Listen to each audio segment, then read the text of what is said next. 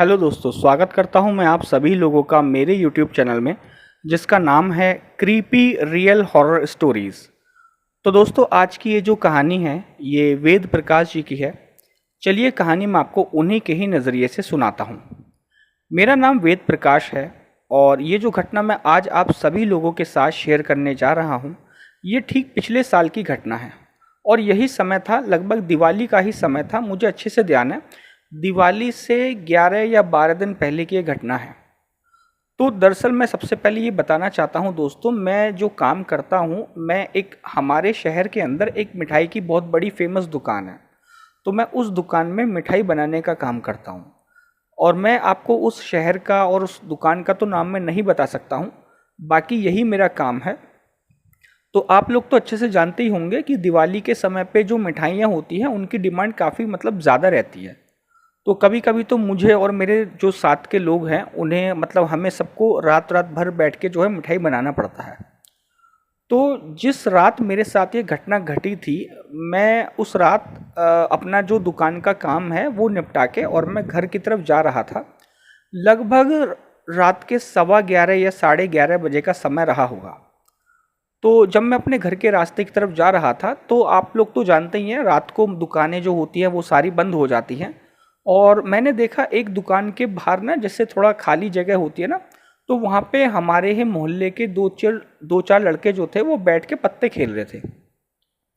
अब मुझे उन्होंने आता हुआ देखा तो मुझसे कहने लगे कि भाई एक काम करो, एक एक चांस हमारे साथ खेल लो। तो मैंने उनको बोला कि नहीं भाई, मैं जो है अभी तो नहीं खेल सकता क्योंकि मुझे घर जाना है और रात काफ़ी हो गई है। कल अगर मुझे समय मिलता है तो कल मैं देख लूँगा। अब मेरे हाथ में क्या था, मेरे हाथ में जो था वो मिठाई का डब्बा भी था।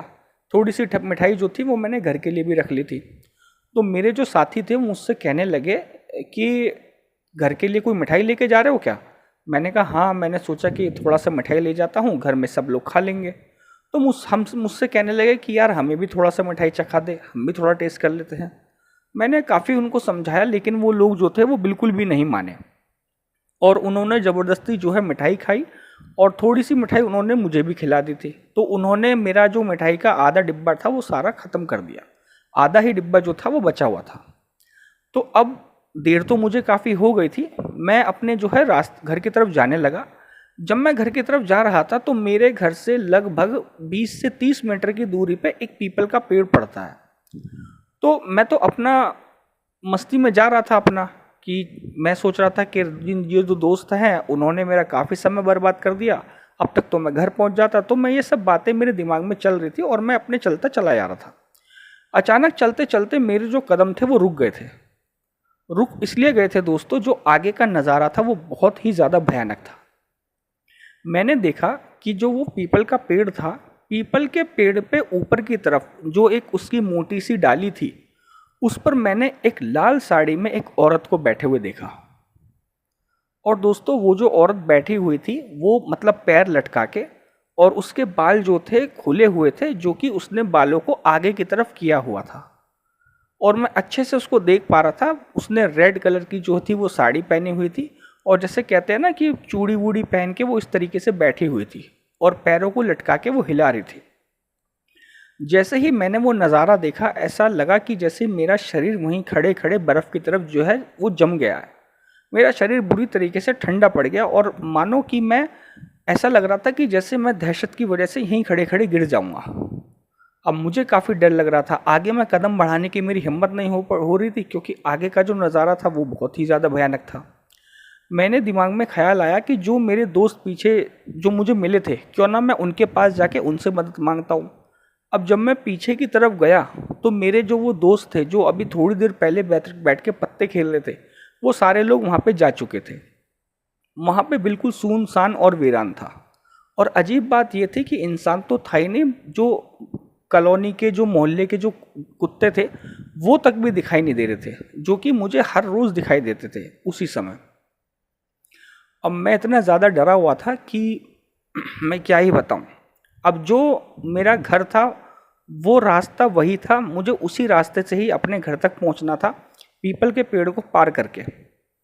अब मैं जैसे तैसे करके अपने मन में मैंने हिम्मत बढ़ाई हिम्मत बढ़ा के मैंने भगवान का नाम लिया और मैं नाम लेके आगे की तरफ चलने लगा। जब मैं वापस उसी जगह पे पहुंचा जहां मैंने उस औरत को पेड़ पे बैठे हुए देखा, तो मैंने देखा कि वो औरत अब वहां जो है वो नहीं बैठी थी। मैंने अपने दाएं बाएं ऊपर नीचे हर जगह पे मैंने नज़र दौड़ाई कि मैंने देखा कहीं वो किसी दूसरी जगह पे खड़े होके या छिप के मुझे देख तो नहीं रही, लेकिन मुझे वो औरत यकीन मानिए नहीं दिखाई दी। मैं अपने मन में भगवान का नाम लेता हुआ अपने कदमों को तेज़ी से चलाता हुआ मैं घर की तरफ जाने लगा। मैंने दरवाज़ा काफ़ी तेज़ तेज़ खटखटाया क्योंकि मेरी जो सांसें थी वो बहुत फूल रही थी और मेरी हालत ख़राब हो रखी थी, पसीने में मैं नहाया हुआ था। अचानक से मेरी पत्नी ने गेट खोला और मैं जल्दी से अंदर आके मैंने तुरंत 1 सेकंड ही शायद लगा होगा, मैंने दरवाजे की चटकनी तुरंत लगा ली। मेरी पत्नी कहने लगी, क्या हुआ, इतना क्यों घबरा रहे हो, कोई भूत वूत देख लिया क्या? वो तो उसने मुझे ऐसी मजाक में पूछा था, लेकिन मैंने यकीन मानिए मेरे मुंह से कुछ निकल ही नहीं पा रहा था, मैं उसको कुछ कह ही नहीं पा रहा था। मैं तुरंत अंदर गया और मैंने अपना हाथ मुंह धोया और अपने थोड़ा सा मैं रुक के मैंने अपनी पत्नी को बताया कि कुछ नहीं, बस ऐसे ही बाहर कुछ जानवर मतलब मोहल्ले के कुत्ते वुत्ते थे वो मेरे पीछे पड़ गए। जो मेरे साथ हुआ था मैंने वो तो उसको नहीं बताया। उसने कहा चलो कोई बात नहीं, अब तो आप घर के अंदर आ गए हो और हाथ मुंह तो आपने धो ही लिए, आपके लिए मैं खाना लगा देती हूँ।